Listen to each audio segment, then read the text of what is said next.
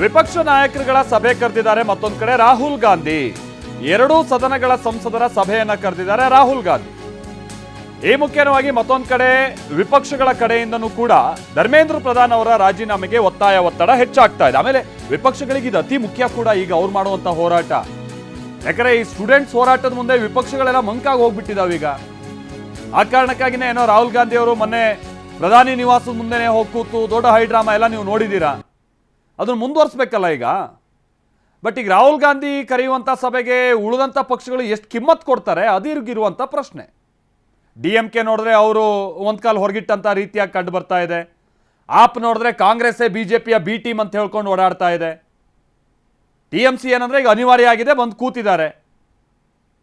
ಅಖಿಲೇಶ್ ಯಾದವ್ ಗೊತ್ತಿಲ್ಲ, ಈಗ ಮುಂದೆ UP ಚುನಾವಣೆ ಇದೆ, ಆ ಕಾರಣಕ್ಕಾಗಿ ಅವ್ರದ್ದೇನೋ ಒಂದಷ್ಟು ಯೋಜನೆಗಳಿದೆ.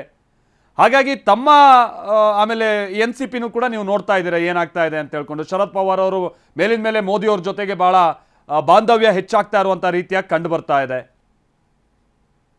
ಇನ್ನು ಬಹುತೇಕ ಪಕ್ಷಗಳ ಸಂಸದರು ರಾಜ್ಯಸಭಾ ಸದಸ್ಯರುಗಳು 7-8 ಜನ ಅಂದ್ಕೊಂಡು ಈಗ ಆಲ್ರೆಡಿ ಅವ್ರವ್ರದೇ ಒಂದು ಹೊಸ ಒಂದು ಬಣ ಮಾಡ್ಕೊಂಡಿದ್ದಾರೆ. ಆಪಿಂದು ಹಾಗೆ ಆಗಿದೆ.